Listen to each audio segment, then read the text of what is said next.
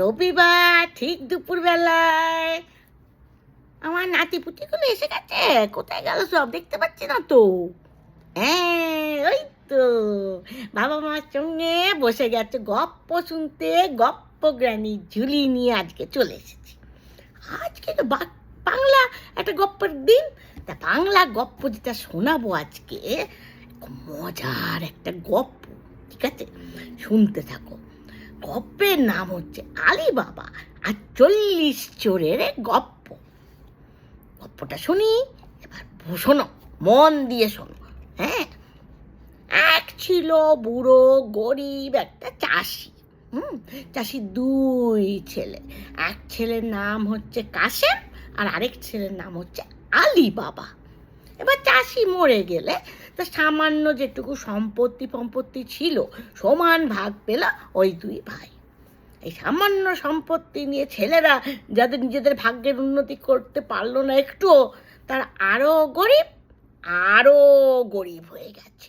তারপরে কিন্তু 2 ভাইয়ের স্বভাব হচ্ছে একদম আলাদা। কাশেম খুব লোভী, খুব দুষ্টু, আর অন্যদিকে আলী বাবার মন খুব সুন্দর, ফুলের মতো সুন্দর। সৎ পথে কাজ করে সে বেঁচে থাকতে চায়। 2 ভাই যখন খুব কষ্টে দিন কাটছিল, তখন হঠাৎ এক লোক সওদাগরের সুনজরে পড়ে গেল। কে? ওই যে দুষ্টু ছেলে সেটা হচ্ছে কাশেম। সওদাগরের সব বাণিজ্যের কাছে এবার কাশেম হলো তার বিশ্বাসী আর যোগ্য কর্মচারী। আর কাশেম আস্তে আস্তে আস্তে আস্তে দুষ্টু বুদ্ধি লাগিয়ে অনেক বড়লোক হয়ে গেল। এদিকে বেচারি আলী বাবা কি করে? আলী বাবা ওই ইয়েতে যায়, তোমার বনে গিয়ে কাঠ কুড়িয়ে নিয়ে আসে।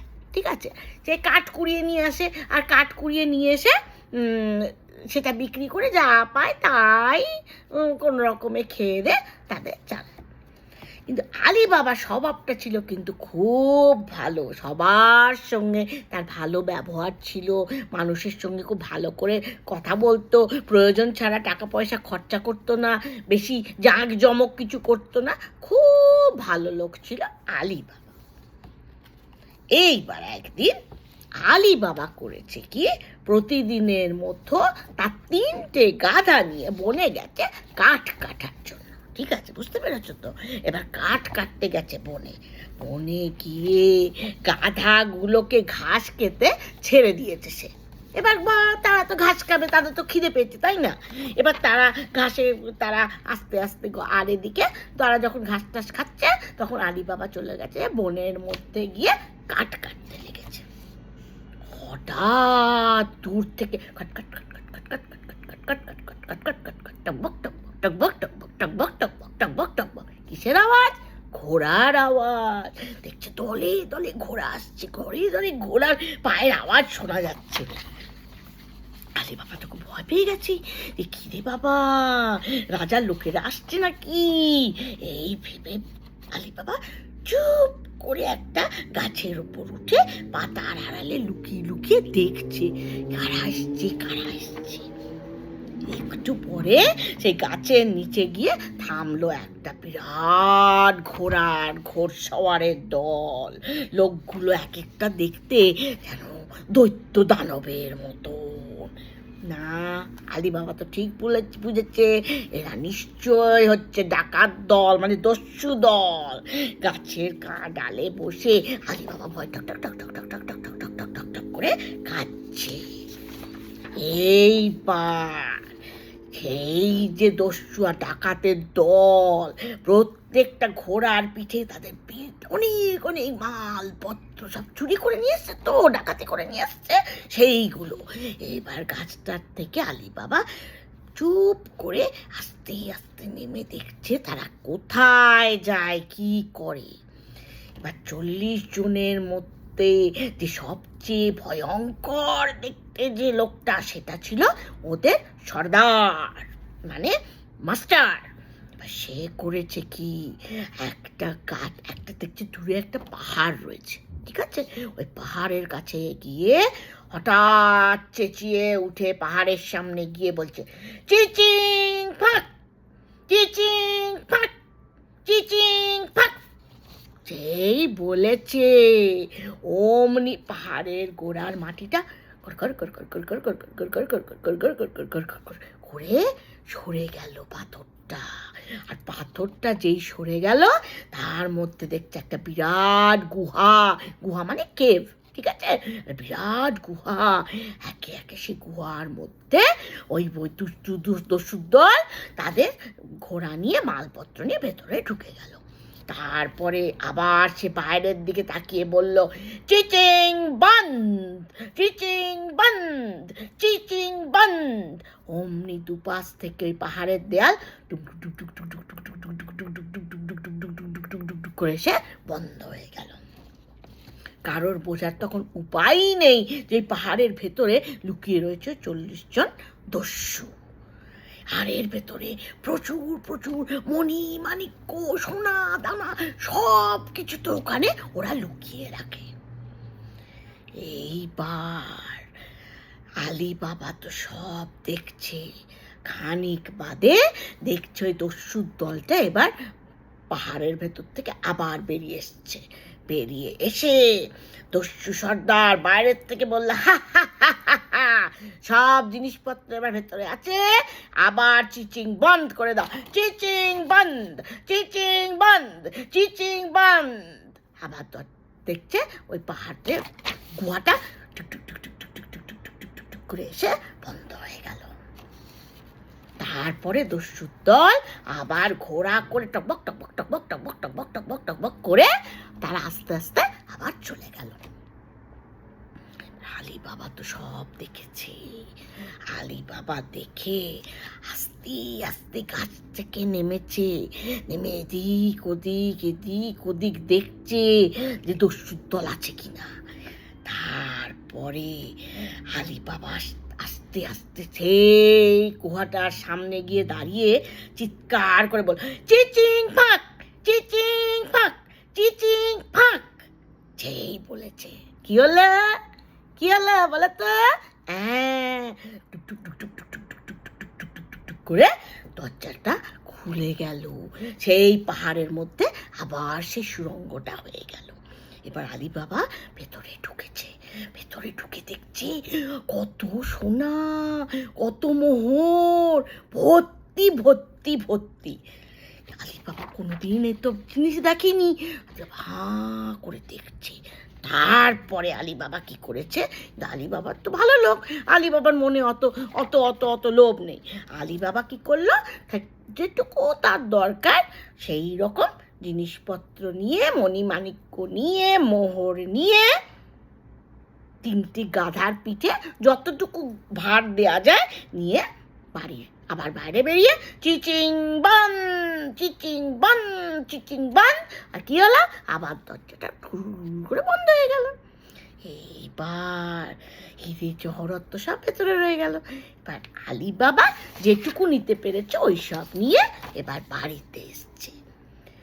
বাড়ি ফিরতে ফিরতে আলী বাবা ভাবছে, এর মধ্যে কত লোককে মেরেছে ওই দস্যুর দল, কত লোক তাদের কান্না ওই ওই ওই সব মণিমাণিক্যর সঙ্গে জড়িয়ে রয়েছে। তাই হোক, আলী বাবা তো বাড়ি ফিরেছে। বাড়ি ফিরে দরজা তুম করে বন্ধ করে দিয়েছে। আলী বাবার বউটা এসে বলছে, কি গো, কি হয়েছে, কি নিয়ে এসেছো, দেখি দেখি দেখি। আলী বাবা তখন যেই খুলেছে পোটলা, আলী বাবার বউয়ের চোখ একদম গোল গোল হয়ে গেছে। সে তো জীবনে এত মণিমাণিক্য কিছু দেখেনি না। সে ভাবলো, আলী বাবা এই মোহর কিভাবে পেলো, আলী বাবা কি চুরি করেছে, করেছে, কান্না শুরু করে দিচ্ছে, আয় আয় আয় আমার বর কোথা থেকে চুরি করে নিয়ে এসেছে।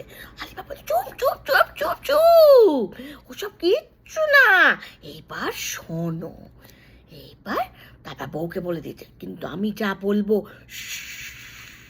কাউকে বলবে না, তাহলে কিন্তু আমাদের গর্দান ক্যাচাং ফু। এবার তো সব কিছু বলেছে। এবার বলার পরে আলী বাবা ভাবছে, এবার কি করে এত মোহর কি করে ওজন করি, কি করে গুনবো, তো এত এত এত এত। তখন করেছে কি, ওর বউকে বলেছে একটা কাজ করো, এতে একটা একটা করে গুনতে পারবো না, তুমি যাও গিয়ে ওই কাশেমের বউয়ের কাছ থেকে একটা দাড়ি পাল্লা নিয়ে এসো, একটা ওজন করার একটা দাড়ি পাল্লা নিয়ে এসো, ঠিক আছে, সেটাতে দাড়ি পাল্লাতে ওজন করি। এবার আলী বাবার বউ তো গেল ওই কাশেমের বউয়ের কাছ থেকে ওই দাড়ি পাল্লা আনার জন্য। কাশিমের বউ তো খুব চালাক, ওই দুষ্টু কাশিমের মতনই। ও কি করেছে, যে কি মাপ করবে, যে দাড়ি পাল্লা চাই, সে কি করেছে, সে দাড়ি পাল্লাটা হ্যাঁ হ্যাঁ নাও না বলে দাড়ি পাল্লাটা দিয়েছে, আর দাড়ি পাল্লাটা নিচে একটু আঠা লাগিয়ে দিয়েছে। কেন, এবার যা মাপ করবে সেটা লেগে থাকবে ওখানে। এইবার আলী বাবাও জানে না, আর আলী বাবার বউও এসব কিছু জানে না। ওরা এসে তো ওজন করে করে মোহর এত এত এত এত ও ওজন করে করে করে করে সব রেখে দিয়েছে। এবার রেখে দিয়ে কি করেছে, এইবার বলেছে যাও এবার কাশিমের বউকে আবার ওটা দিয়ে এসো।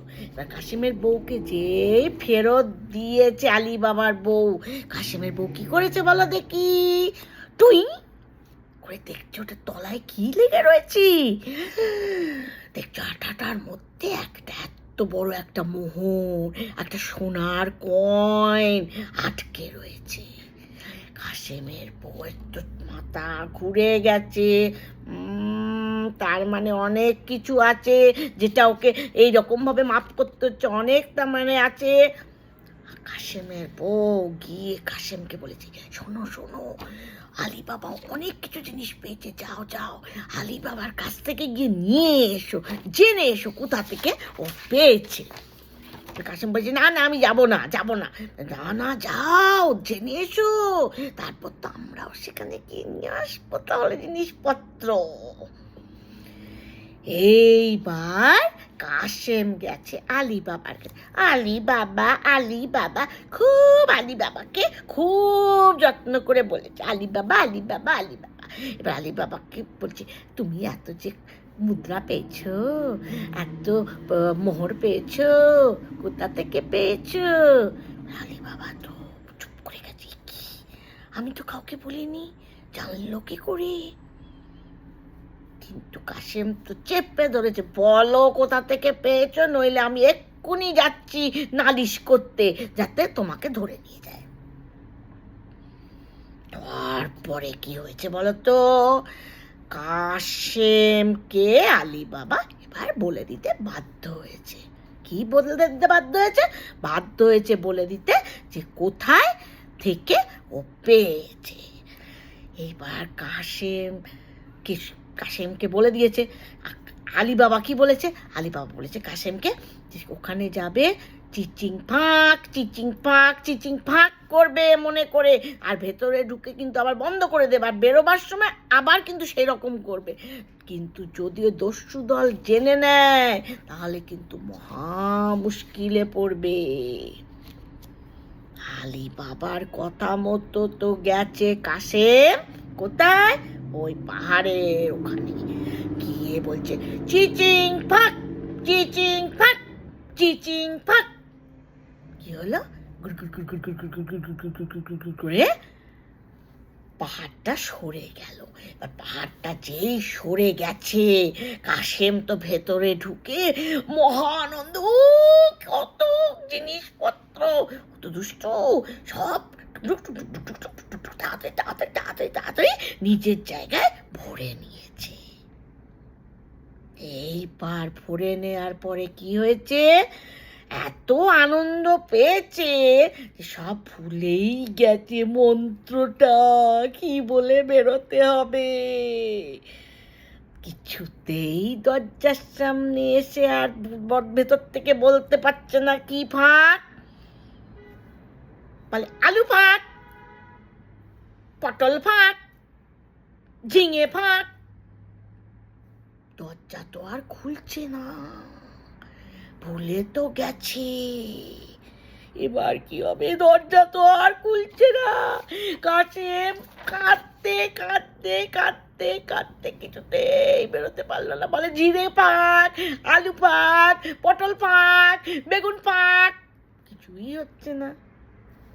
তখন আলী বাবাকে অনেক কিছু গাল মন্দ দিয়ে, কেন আমাকে মন্ত্রটা আরেকবার মনে করিয়ে দিলি না করতে করতে কাশেম কাঁদতে কাঁদতে ওখানেই ঘুমিয়ে পড়েছে।